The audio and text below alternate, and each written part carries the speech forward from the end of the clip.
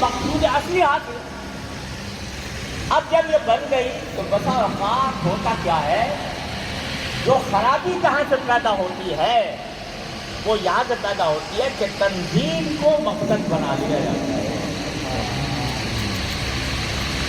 مقصد تھا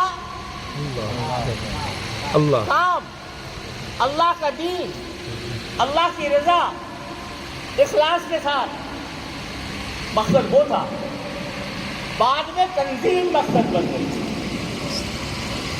جو میری تنظیم میں ہے وہ میرا ہے، جو میری تنظیم سے باہر ہے وہ میرا نہیں ہے. یہ فتنہ پیدا ہوا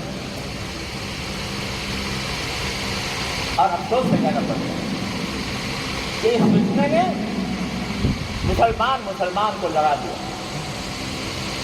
قتل و غارت گری تک نوبت آ گئی، مار پیٹ تک نوبت آ گئی.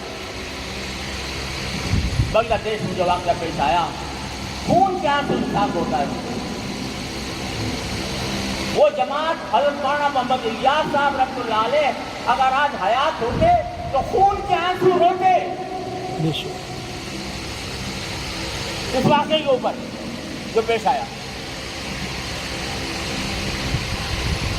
انہوں نے تو کوئی نہ ان کو امارت کی خواہش تھی، نہ ان کو شورا کی خواہش تھی، نہ ان کو کسی اور تنظیم کی خواہش تھی. وہ کام لے کر آئے. اگر تنظیمیں بٹ گئی، تنظیم بٹ گئی، بٹنے دو. اگر بٹ گئی ہے، ہم نے کوشش کی شروع میں کہ یہ بٹوارا نہ ہو، لیکن افسوس ہے کہ نہیں ہو سکتا. ہو گیا. تو اب بتاؤ تنظیم مقصود ہے یا کام مقصود ہے؟ ایک بات کہو مجھ سے، بتاؤ. اللہ اکبر، نعرہ تکبیر، نعرہ تکبیر. کام مقصود ہے یا کسی خاص جماعت کے ساتھ منسلک ہونا مقصود ہے؟ کام مقصود ہے، کام. اگر کام مقصود ہے تو خدا کے لیے تفریق بٹاؤ. بے شک.